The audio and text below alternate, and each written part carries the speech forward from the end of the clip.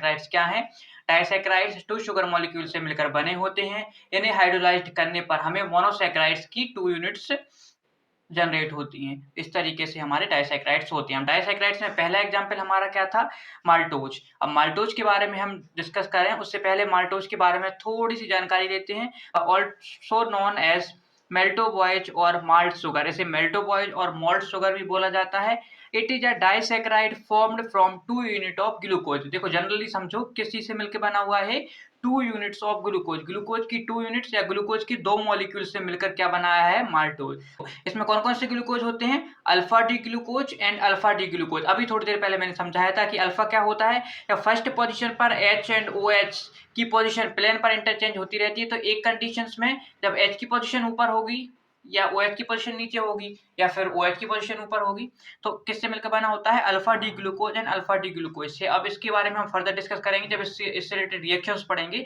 अभी समझो कि 2 अल्फा डी ग्लूकोज मॉलिक्यूल जब आपस में मिलते हैं तब माल्टोज का फॉर्मेशन होता है और इस फॉर्मेशन में क्या होता है? एक वाटर मॉलिक्यूल का लॉस होता है। यहाँ से एक वाटर मॉलिक्यूल एलिमिनेट हो जाता है, यहाँ से एक वाटर का मॉलिक्यूल निकल जाता है, तब जाकर ये रिएक्शन होती है। इसका फॉर्मूला होता है C12H22O11। अब इसको समझो कि ये फॉर्मूला कैसे बना। क्या तो ग्लूकोज का फॉर्मूला क्या रहता है? C6H12O6 और उससे सेकंड ग्लूकोज का भी क्या होगा? C6H12O6।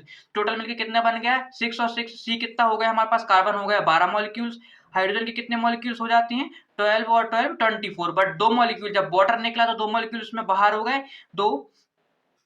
तो उससे क्या बना हमारे पास में? 2 एटम्स बाहर हो गए, तो उससे क्या बचा हमारे पास? 22। और ऑक्सीजन कितना है हमारे पास?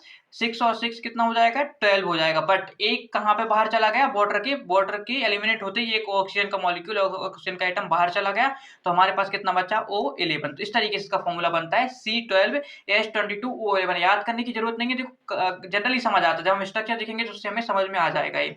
अब इसमें बॉन्ड कौन सा प्रेजेंट है? Alpha 1,4 glycosidic bond. इस बॉन्ड के बारे में अभी स्ट्रक्चर से हम समझते हैं। फॉर्मूला देखो, इसका फॉर्मूला वही है C12H22O11। It is also produced during breakdown of starch. Starch का जब ब्रेकडाउन होता है तब भी माल्टोज का फॉर्मेशन होता है। Used naturally in fermentation reaction. अब स्टार्च क्या है? स्टार्च हमारे पास एक पॉलीसैकेराइड है और माल्टोज के बारे में हम देखो इसका स्ट्रक्चर देखते हैं तो एक ग्लूकोज मॉलिक्यूल था, दूसरा ग्लूकोज मॉलिक्यूल था। यहाँ पे फर्स्ट पोजीशन पे क्या प्रेजेंट था? H प्रेजेंट था ऊपर की साइड में और नीचे प्रेजेंट था OH। उसी तरह यहाँ पे फोर्थ पोजीशन पे क्या प्रेजेंट था? दूसरे ग्लूकोज मॉलिक्यूल्स में H एंड OH। तो यहाँ पे क्या प्रेजेंट था? OH और यहाँ पे भी क्या प्रेजेंट था? OH प्रेजेंट था फर्स्ट और फोर्थ पोजीशन पे। पहले वाले की फर्स्ट पोजीशन पे OH था, सेकंड वाले की फोर्थ पोजीशन पे OH था। तो OH में से HOH या वाटर का मॉलिक्यूल निकल गया, क्या बचा इनके बीच में? एक O। और यहाँ पे एक बॉन्ड का फॉर्मेशन हो गया, तो ग्लूकोज के बीच में प्रेजेंट है, इसीलिए क्या बोला जाएगा? Glycosidic bond. समझ आया क्या बॉन्ड प्रेजेंट है? Glycosidic bond. कौन कौन सी पोजीशन पर बना है? 1 और 4th पोजीशन पर। पहले वाले की फर्स्ट पोजीशन है और दूसरे वाले की 4th नंबर का कार्बन यहाँ पे है, तो 1 और 4th कार्बन के बीच में बना है, इसलिए कौन सा बॉन्ड होगा? 1,4 ग्लाइकोसिडिक बॉन्ड। और ये ग्लूकोज कौन से हैं? दोनों ग्लूकोज है हमारे पास। फर्स्ट वाला भी अल्फा है, सेकंड वाला ग्लूकोज भी अल्फा है। तो इस बॉन्ड का इस तरीके से नाम क्या हो जाएगा? अल्फा। इसके बाद में पोजीशन कौन सी है? 1 एंड 4th, तो अल्फा 1 4th। और बॉन्ड किस किसके बीच में बना है? ग्लूकोज के लिए, इसलिए बॉन्ड को क्या बोलेंगे? Glycosidic bond. तो इस तरीके से जो बॉन्ड फॉर्म हुआ उसको बोलेंगे अल्फा 1,4 ग्लाइकोसिडिक बॉन्ड। बहुत इंपॉर्टेंट है, एग्जाम में बार बार पूछता है कि बॉन्ड किसके बीच में फॉर्म हुआ है। तो देखो किसके बीच में फॉर्म हुआ है? ये 2 ग्लूकोज मॉलिक्यूल्स के बीच में। कौन कौन सी पोजीशन पर? फर्स्ट और 4th पोजीशन पर। अल्फा किस लिए बोला जाएगा? क्योंकि अल्फा दोनों ग्लूकोज कौन से फॉर्म में प्रेजेंट थे? अल्फा फॉर्म में हमारे पास प्रेजेंट थे। 1 और 4th पोजीशन के बीच बॉन्ड बना है, इसलिए यहाँ पे पोजीशन के बेसिस पे इनको या कार्बन के नंबर के बेसिस पे इनको लिखा गया है 1 एंड 4th। और ग्लाइकोसिडिक क्यों बोला गया है? क्योंकि 2 ग्लूकोज मॉलिक्यूल्स के बीच में ये बॉन्ड फॉर्मेशन हुआ है, या कार्बोहाइड्रेट के बीच में जो बॉन्ड बनते हैं उन्हें भी ग्लाइकोसिडिक बॉन्ड बोला जाता है। तो अल्फा 1,4 ग्लाइकोसिडिक बॉन्ड यहाँ पे प्रेजेंट होता है। ये भी क्लियर हो गया होगा, इसमें कोई कंफ्यूजन नहीं है। अगर कंफ्यूजन होता है तो कमेंट सेक्शन में बताना, इसको हम और अच्छे से क्लियर करेंगे किसी अदर लेक्चर में। अल्फा 1,4 ग्लाइकोसिडिक बॉन्ड यहाँ पे प्रेजेंट होता है। तो माल्टोज क्लियर हो गया होगा। माल्टोज किससे बनता है? 2 ग्लूकोज यूनिट से मिलकर बना होता है। फॉर्मूला इसका होता है C12H22O11। बनने के टाइम पे एक वाटर मॉलिक्यूल एलिमिनेट हो जाता है और बॉन्ड का जो फॉर्मेशन होता है वो होता है अल्फा 1,4 ग्लाइकोसिडिक बॉन्ड। कहाँ पाया जाता है ये? हमारा फर्मेंटेशन रिएक्शंस में इसका नेचुरल यूज होता है और स्टार्च के ब्रेकडाउन के दौरान भी ये फॉर्मेशन इसका होता है। तो इस तरीके से हमारा माल्टोज यहाँ पे क्लियर हो गया है। अब हम माल्टोज के बाद में जो हमारा सेकंड स्ट्रक्चर है वो स्ट्रक्चर हमारे पास होता है, या सेकंड कंपाउंड है वो कंपाउंड हमारे पास है लैक्टोज। ये भी माल्टोज से मिलता जुलता है, बस फर्क इतना है कि माल्टोज में केवल ग्लूकोज था, इसमें ग्लूकोज एंड गैलेक्टोज दोनों प्रेजेंट हैं। तो ये फर्स्ट हमारे पास में है ग्लूकोज और सेकंड है हमारे पास, फर्स्ट हमारे पास यहाँ गैलेक्टोज था और ये ग्लूकोज।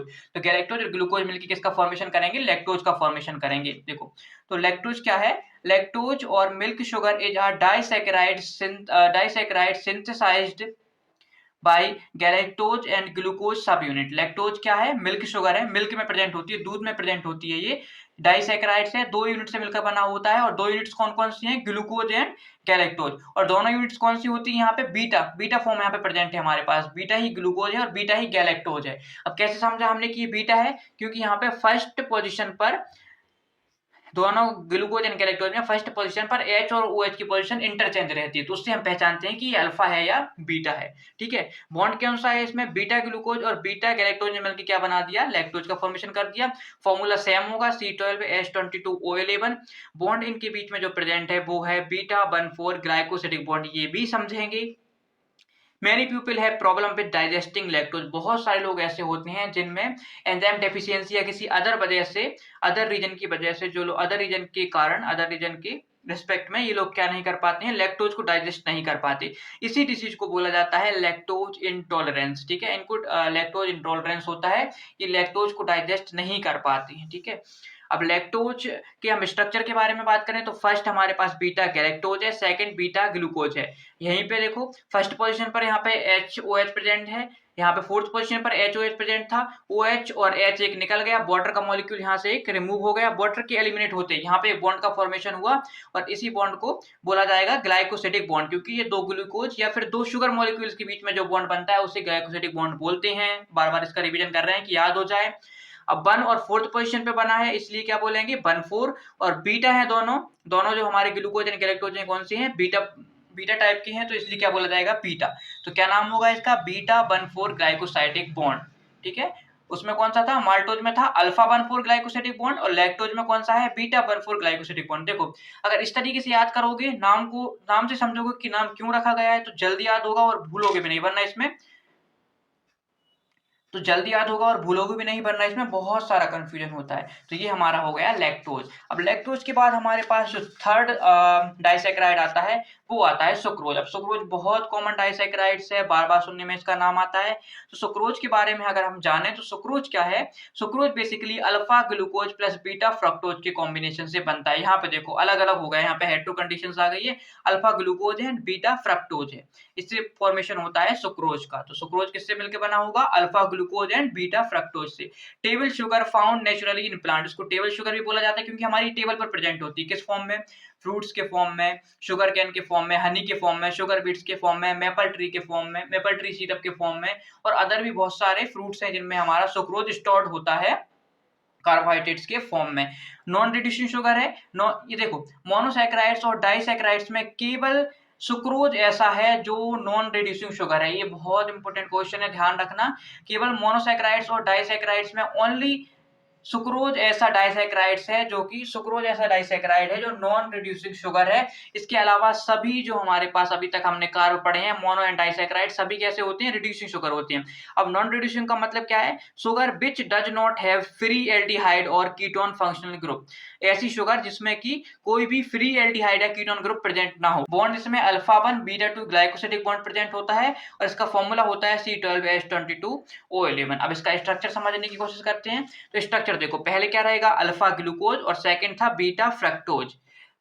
अल्फा में फर्स्ट पोजीशन, जो ग्लूकोज है, ग्लूकोज में फर्स्ट पोजीशन पर से हमने यहाँ पे बॉन्ड का फॉर्मेशन किया है और फ्रक्टोज में हमने सेकंड पोजीशन से बॉन्ड का फॉर्मेशन किया है। तो सबसे पहले तो दो शुगर मॉलिक्यूल्स के बीच में बन रहा है, तो क्या बोला जाएगा, ग्लाइकोसिडिक बॉन्ड। देखो इसी पोर्शन में इसको याद करना, पहले दो शुगर मॉलिक्यूल्स हैं उनके बीच में बॉन्ड बनेगा तो उनको क्या बोला जाएगा, ग्लूकोज से क्या है यहाँ पे ग्लाइकोसिडिक बॉन्ड, तो क्या बन जाएगा glycosidic bond.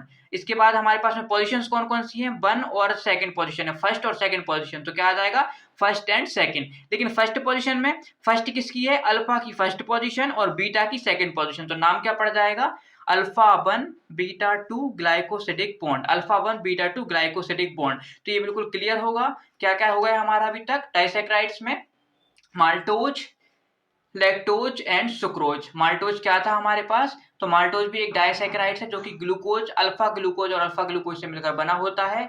Alpha 1,4 glycosidic bond इसमें प्रेजेंट होता है। इसके बाद आता है हमारा लैक्टोज। तो लैक्टोज कौन किससे मिलकर बना होता है? दोनों बीटा फॉर्म है यहाँ पे, बीटा ग्लूकोज और बीटा गैलेक्टोज से मिलकर बना होता है।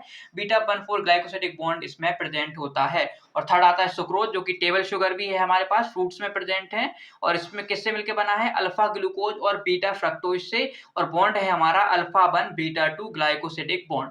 तो ये हमारा यहाँ पे सुक्रोज क्लियर होता है। तो इस तरीके से हमारे मोनोसैकेराइड्स और डाइसैकेराइड्स यहाँ पे क्लियर होते हैं। मोनोसैकेराइड्स और डाइसैकेराइड्स के बाद में अगला क्या आता है हमारे पास? ओलिगोसैकेराइड। बस ओलिगोसैकेराइड्स के बारे में इतना ब्रीफली कहीं भी डिस्कस नहीं होता है क्योंकि इतना इंपॉर्टेंट ये नहीं होता है।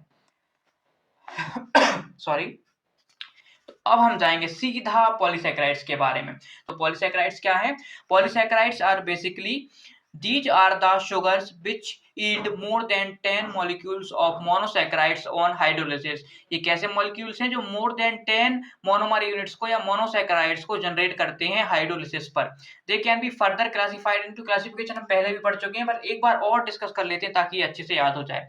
पॉलीसैकेराइड को कैसे डिवाइड किया है हमने? होमो और हेट्रो में। होमो का मतलब क्या है? जो कि सेम यूनिट से मिलकर बने होंगे, और हेट्रो का मतलब है जो कि डिफरेंट मोनोमर यूनिट से मिलकर बने होंगे। सब हेट्रोपॉलीसैकेराइड्स की एग्जांपल एगाल, एगार होता है, hyaluronic acid, heparins, gums and hemicellulose pectin. Homopolysaccharides में भी जो स्टोरेज के फॉर्म में रहते हैं उन्हें बोला जाएगा स्टोरेज होमोपॉलीसैकेराइड। स्ट्रक्चर का फॉर्मेशन करेंगे उन्हें बोला जाएगा स्ट्रक्चरल होमोपॉलीसैकेराइड्स। तो स्टोरेज में है डेक्स्ट्रिन, स्टार्च, ग्लाइकोजन एंड इन्युलिन, और स्ट्रक्चरल में है chitin, lignin and cellulose. Unlike mono and disaccharide, polysaccharides are not sweet in general. They are not soluble in water। ध्यान रखना, मोनोसैकेराइड और डाइसैकेराइड कैसे होते हैं? टेस्ट में स्वीट होते हैं, ठीक है, थोड़ा मीठा सा फील होता है इनको खाने पर। बट जो पॉलीसैकेराइड्स हैं ये जनरली स्वीट नहीं होते हैं और ना ही ये वाटर में सॉल्युबल होते हैं। वाटर में ये घुलते नहीं है। अगर इनको वाटर में डालेंगे तो ये ज्यादातर क्या होते हैं? वाटर में सॉल्युबल नहीं होते हैं। एक्सेप्शंस होते हैं बट एक बेसिक आइडिया हमारा पॉलीसैकेराइड्स का यही होता है। अब पॉलीसैकेराइड्स में हम बहुत सारे पॉलीसैकेराइड्स में से मेनली हम स्टार्च के बारे में पढ़ेंगे, ग्लाइकोजन को देखेंगे और इसके अलावा सेलुलोज के बारे में स्टडी करेंगे और थोड़ा सा इनुलिन को भी जानने की कोशिश करेंगे, बट मेन हमारी यही तीनों होते हैं। तो देखो पहले नंबर पे जो हमारा आता है वो है हमारा क्या? स्टार्च। अब स्टार्च क्या है? स्टार्च पॉलीसैकेराइड है। कौन सा पॉलीसैकेराइड है? अभी थोड़ी देर पहले देखा कि स्टार्च है हमारा स्टोरेज होमोपॉलीसैकेराइड। स्टोरेज में मतलब ये क्या करेगा? स्टोरेज फॉर्म में हमारे पास प्रेजेंट रहेगा। तो स्टार्च क्या है? Starch is a major digestible polysaccharide in our diet and polymer of glucose. तो क्या बना रहा है ये? ग्लूकोज मॉलिक्यूल, बहुत सारे ग्लूकोज मॉलिक्यूल मिलकर स्टार्च का फॉर्मेशन करते हैं। और कहाँ प्रेजेंट रहेगा ये? हमारी डाइट में। डाइट का मतलब प्लांट्स में, फ्रूट्स में, इन सब चीजों में ये प्रेजेंट होता है। तो हमारी डाइट के थ्रू हम इसे स्टार्च को लेते हैं और स्टार्च क्या करेगा? ब्रेक डाउन कर देगा। ब्रेक डाउन करेगा, हाइड्रोलाइट हो जाएगा और क्या बना देगा? ग्लूकोज। ग्लूकोज क्या देगा हमें? Energy.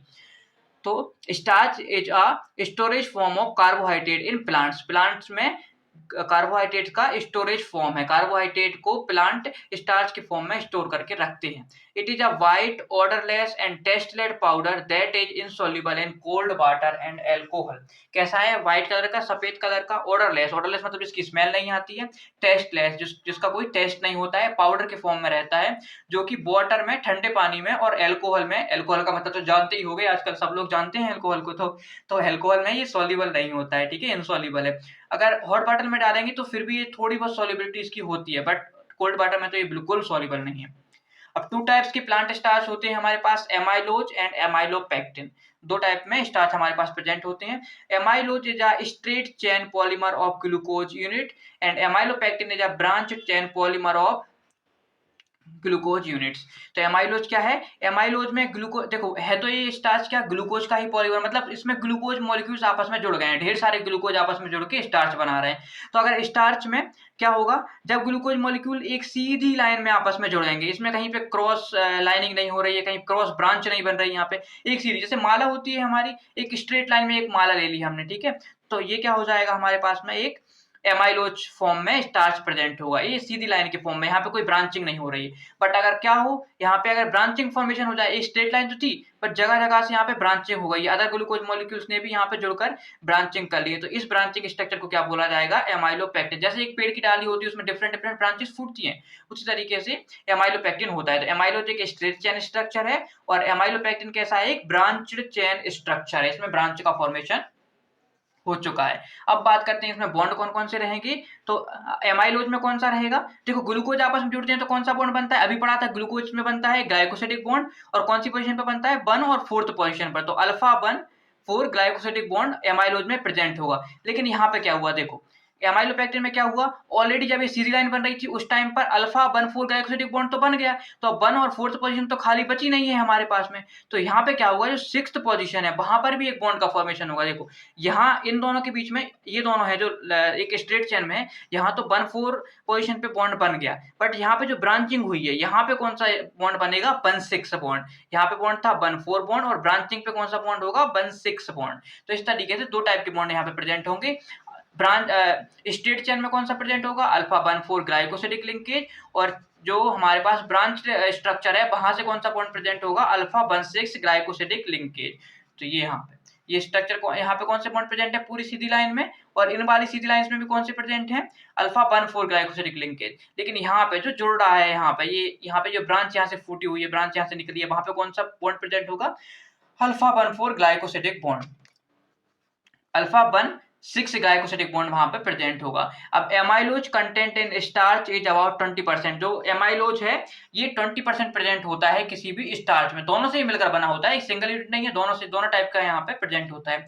Amylopectin content in starch is about 80%। Amylopectin कितना होता है, 80% यहाँ पे प्रेजेंट होता है। क्योंकि रिएक्टिव क्यों हो रहा है इतना ज्यादा ये, क्योंकि रिएक्टिव स्पेस यहाँ पे पास में रिएक्टिव कार्बन खाली है, तो खाली है तो कोई ना कोई आकर जुड़ जाएगा, तो आराम से यहाँ पे बॉन्ड का फॉर्मेशन हो जाता है। इसी वजह से एमाइलोपेक्टिन 80% की समथिंग 80% की समथिंग प्रेजेंट होता है। एमाइलोज लेस सॉल्युबल होता है वाटर में, जबकि एमाइलोपेक्टिन मोर सॉल्युबल होता है हॉट वाटर में। ठीक है, तो स्टार्च हमारा यहाँ से क्लियर हो गया होगा। अब स्टार्च के बाद भाई सेकंड जो स्ट्रक्चर आता है वो हमारे पास है ग्लाइकोजन। तो ग्लाइकोजन क्या है, स्टार्च जैसे प्लांट में स्टोर हो रहा था तो हम भी कुछ ना कुछ स्टोर करके रखेंगे। हमेशा ऐसा थोड़ी नहीं है कि हम जब भी हमें भूख वाली कंडीशन हो या जब भी हमें बॉडी में ग्लूकोज की कमी हो तो हम फास्टिंग करें तो सीधे जाके कुछ खाने पीने लगेंगे या कुछ हमें मिल जाएगा। कभी कभी ऐसी कंडीशन होती है ना कि कभी कभी खाना नहीं मिलता है या फिर हम फास्टिंग की कंडीशन होती है, तब भी बॉडी को ग्लूकोज तो मिलता ही है। तो ये ग्लूकोज कहाँ से मिलेगा हमें, ग्लाइकोजन से। और ग्लाइकोजन क्या है, जैसे प्लांट में स्टोरेज फॉर्म था ग्लूकोज का क्या, स्टार्च, उसी तरह हमारी बॉडी में, ह्यूमन बॉडी में कार्बोहाइड्रेट का या ग्लूकोज का स्टोरेज फॉर्म होता है, उसे क्या बोला जाता है, ग्लाइकोजन।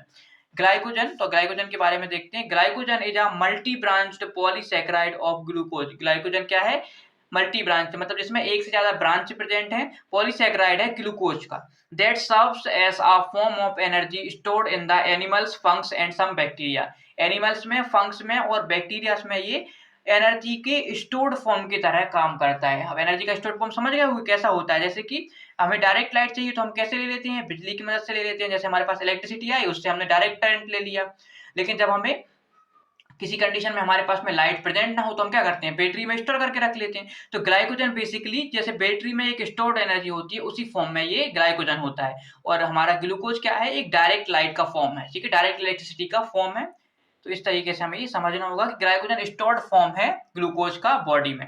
कहाँ स्टोर होता है, लीवर एंड मसल्स, लीवर और मसल्स में स्टोर होता है। और जब हमें एक्सेसिव एनर्जी की जरूरत होती है, जब हम फास्टिंग की कंडीशन आती है या किसी वजह से हम डायरेक्ट ग्लूकोज तो इंटेक नहीं कर रहे हैं, किसी भी फॉर्म में हम ग्लूकोज को अदर फॉर्म से नहीं ले पा रहे हैं, तो यही टूटता है या यही हाइड्रोलाइट होता है और क्या बनाता है, ग्लूकोज के ढेर सारे मॉलिक्यूल्स का फॉर्मेशन करता है, जिससे हमें एनर्जी मिलती है टेम्परेरीली। ठीक है, तो ये स्ट्रक्चर देखो, यहाँ पे ग्लूकोज बन रहे हैं, यहाँ पे एक ग्लूकोज मॉलिक्यूल से मिलकर ये बना हुआ है सिंपल स्ट्रक्चर। फिर यहाँ पे ब्रांचिंग हो गई है, डिफरेंट मल्टी ब्रांच हुई है, एक ब्रांच भी नहीं है यहाँ पे, एक ही ब्रांच से अलग अलग ब्रांचेस और भी ज्यादा यहाँ पे निकली हुई। तो ये हमारा एक स्ट्रक्चर होता है ग्लाइकोजन का। अब बॉन्ड कौन कौन से प्रेजेंट होंगे, तो ये जो सिंपल चेन है, सीधी चेन है, उसमें कौन सा प्रेजेंट होगा, अल्फा 1 4 ग्लाइकोसिडिक बॉन्ड। और जहाँ पे ब्रांचिंग हो रही है वहां पे कौन सा प्रेजेंट होगा, अल्फा 1 6 ग्लाइकोसिडिक बॉन्ड। अब बॉन्ड तो क्लियर हो चुके होंगे, इतना ज्यादा बॉन्ड्स का नाम ले चुके हैं और पढ़ चुके हैं कि बॉन्ड में तो कोई कंफ्यूजन हो भी नहीं सकता। फिर भी अगर ग्लाइकोसिडिक बॉन्ड्स में कोई भी कंफ्यूजन है तो प्लीज़ कमेंट करना, मुझे बताना कि कहाँ पे क्या कन्फ्यूजन जनरेट हो रहा है। हम उसको नेक्स्ट लेक्चर्स में या फिर कमेंट के थ्रू ही उसे सॉल्व करने का ट्राई करें, क्योंकि ये बॉन्ड बहुत इंपॉर्टेंट होते हैं। अगर केमिस्ट्री कॉन्ट्रीब्यूट से देखोगे तो बॉन्ड्स के बिना तो आई थिंक इनकी रिएक्शंस के बारे में स्टडी करना मुश्किल है। तो बॉन्ड्स के बारे में हमें जरूर जानना है, बॉन्ड्स के बारे में हमें अच्छे से स्टडी करनी है। अब देखो एक छोटे से स्ट्रक्चर को हमने यहाँ पे एम्पलीफाई करके देखा है, तो कैसे रहेगा। एक ग्लूकोज मॉलिक्यूल था, उसकी फर्स्ट पोजीशन थी, एक सेकंड ग्लूकोज मॉलिक्यूल था, उसकी फोर्थ पोजीशन थी। तो फर्स्ट और फोर्थ के बीच में बॉन्ड का फॉर्मेशन हो गया। उस तरीके से नेक्स्ट ग्लूकोज मॉलिक्यूल जुड़ा, वहां पे भी फर्स्ट और फोर्थ के बीच में बॉन्ड बना। नेक्स्ट ग्लूकोज मॉलिक्यूल बना, वहां भी फर्स्ट और फोर्थ के बीच में हमारे पास क्या बना, यहाँ पे स्ट्रक्चर बना। लेकिन देखो जहां पे ब्रांचिंग हो रही होगी वहां पे क्या होगा, अब फोर्थ तो हमारा पहले से यूज हो चुका है और अगले वाले की फर्स्ट हमारे पास में प्रेजेंट है। फर्स्ट भी यहाँ पे यूज हो चुका है, फोर्थ भी यूज हो चुका है। तो अब क्या होगा, नेक्स्ट वाले का फर्स्ट और जो हमारा पहले वाला ग्लूकोज है जो कि ब्रांच में प्रेजेंट है, सॉरी जो कि एक चेन में प्रेजेंट है, उसका सिक्स्थ पोजीशन, तो 1 और 6th पोजीशन आपस में मिलकर एक बॉन्ड का फॉर्मेशन करेगी।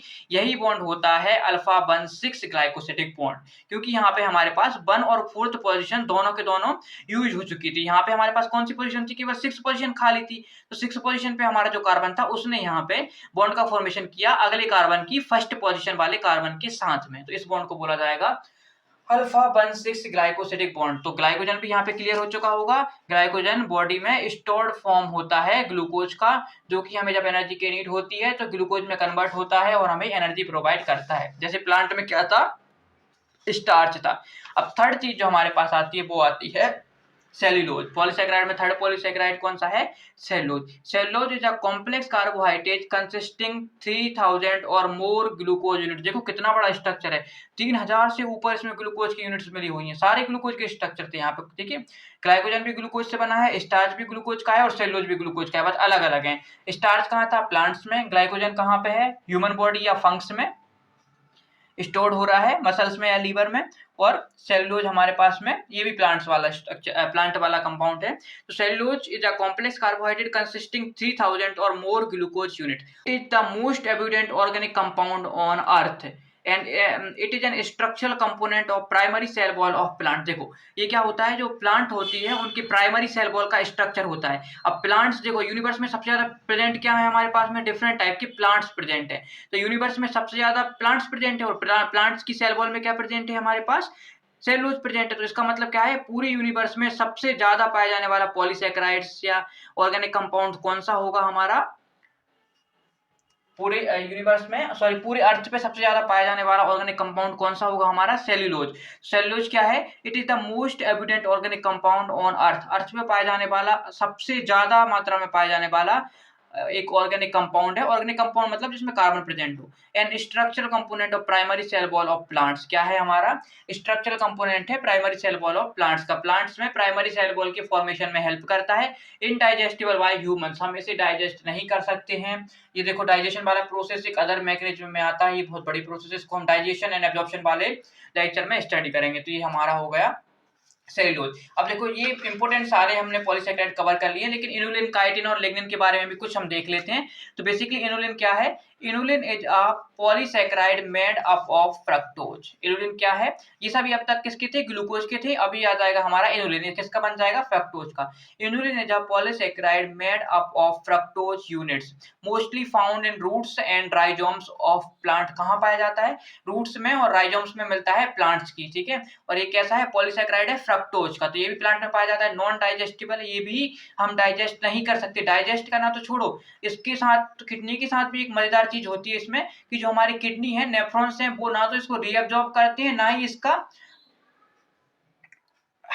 ट्यूबुलर सिक्रीशन होता है। मतलब जितना हमने लिया उसी फॉर्म में ये क्या होता है हमारा, ग्लोमेरुलस फिल्ट्रेट से होता हुआ सीधा हमारे क्या होता है, यूरिन के थ्रू ये बाहर आ जाता है। तो inulin is a useful and good indicator of GFR, glomerulus filtration rate को चेक करने के लिए या किडनी फंक्शंस को चेक करने के लिए एक बेहतरीन सोर्स के फॉर्म में काम करता है इनुलिन। लेकिन इसका यूज ज्यादातर होता नहीं है, क्योंकि इससे जो प्रोसीजर है थोड़ा महंगा होता है बेसिकली। तो हम अदर मेथड यूज करते हैं, बट ये गोल्ड स्टैंडर्ड के फॉर्म में काम करता है जीएफआर को कैलकुलेट करने के लिए, ग्लोमेरुलस फिल्ट्रेशन रेट के बारे में पता करने के लिए, क्योंकि बॉडी इसको एब्जॉर्ब नहीं करती और ना ही किडनी इसको रीअब्जॉर्ब करती है और ना ही इसका ट्यूबुलर सिक्रीशन करती है। जैसा गया वैसा आ गया, सीधी सी बात है।